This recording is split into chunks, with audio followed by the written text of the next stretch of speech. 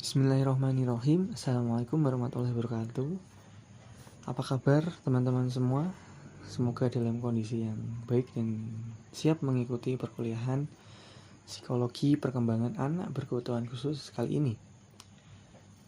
Perkenalkan, nama saya Krismawan Bagus Handoyo, NIM 19070161160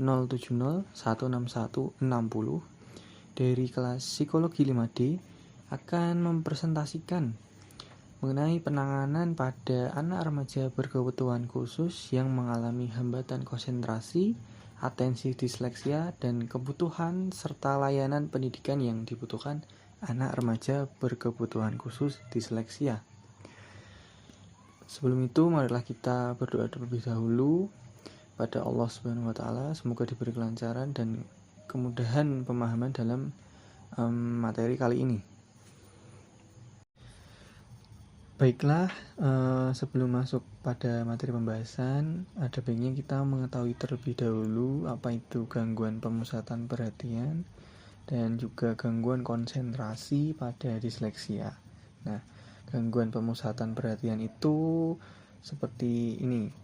Anak yang mudah beralih dari satu kegiatan ke kegiatan lainnya merupakan indikasi rendahnya pemusatan perhatian anak.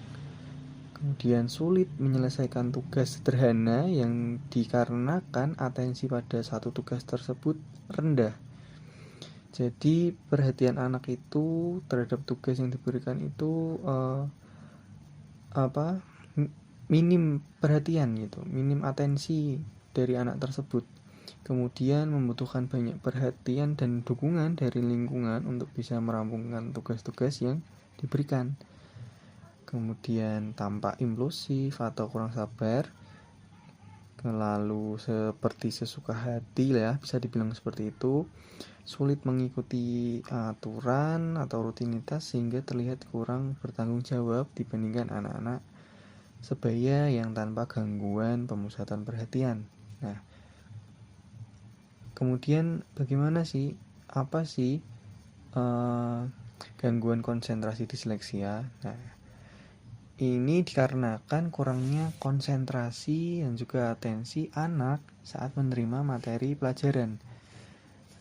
Nah, jadi anak itu tidak merasa bahwa apa yang dipelajarinya itu menarik gitu, sehingga atensi yang diberikan itu sangat rendah. Kemudian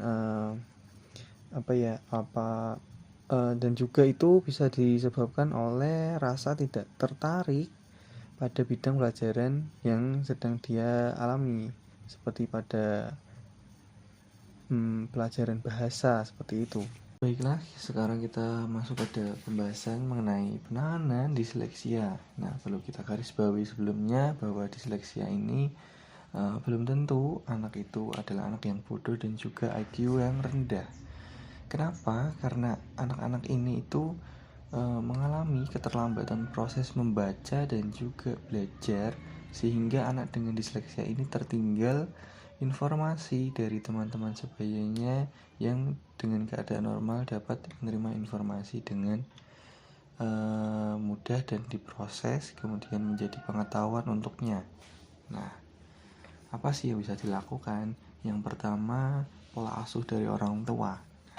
Keseharian dalam merawat anak, membimbing, kemudian mengajari anak dengan konsisten atau telaten. Kemudian anak dengan kondisi disleksia ini sebelumnya harus diketahui dulu oleh orang tua mengenai kondisinya, mengidentifikasi kategori seperti apa kesulitan yang dialami oleh anak dan mencari solusi atas kesulitan tersebut. Nah, yang bisa dilakukan orang tua adalah belajar dengan menggunakan media belajar, kemudian meningkatkan motivasi belajar anak dan juga rasa percaya diri anak, lalu tidak menyalahkan atas kondisi yang dialami oleh sang anak, kemudian terus mendampingi anak ketika belajar. Nah, yang kedua ada terapi bermain menggunakan permainan edukasi, yang di sini dalam contoh ada scramble ya.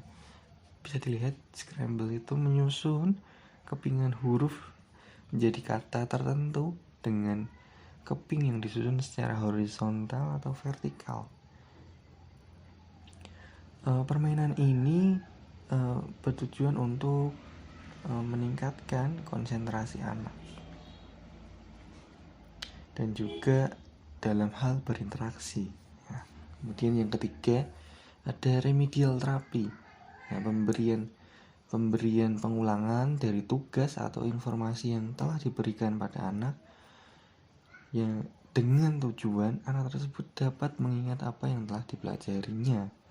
Jadi apa yang dipelajarinya hari itu kemudian bisa diulang lagi, kemudian atau saat memberi tugas ini kemudian bisa diulang sekali lagi untuk anak bisa mengingat apa yang telah dipelajarinya. Kemudian masuk pada pembahasan kebutuhan dan juga layanan pendidikan yang dibutuhkan anak remaja berkebutuhan khusus disleksia. Yang poin A adalah peran orang tua dan guru dalam memberi perhatian dan juga pendampingan. Tadi sudah dijelaskan peran orang tua, kemudian saat ini bagaimana peran guru dalam mendampingi di sekolah. Lalu menentukan metode yang sesuai dengan kebutuhan anak. Nah, untuk menentukan metode ini dicari dulu apa sih kesulitan yang dialami oleh anak tersebut. Nah, tidak menyalahkan anak atas kondisi disleksia yang dialaminya.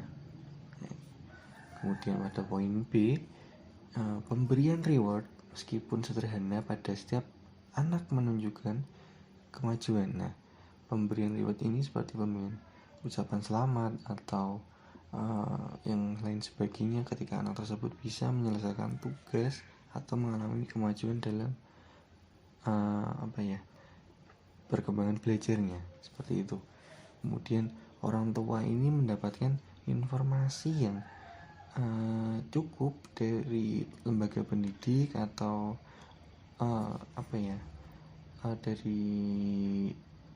bisa lembaga pendidik ya, mengenai kondisi anak mereka ini seperti apa, kemudian apa yang dialaminya, agar orang tua itu nantinya mengerti bagaimana cara menerapkan metode belajar yang sesuai bagi anak mereka ketika di rumah.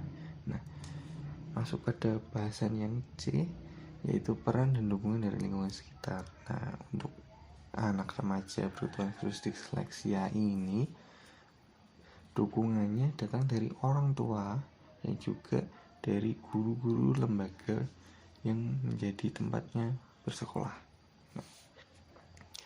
Lalu ada juga fasilitas penunjang dari lembaga pendidik seperti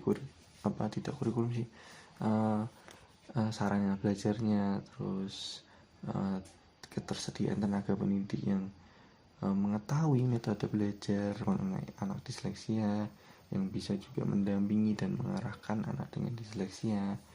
Nah, yang terakhir ada tenaga pendidik yang menjalin kerjasama dengan orang tua di dalam proses pendidikan anak disleksia ini.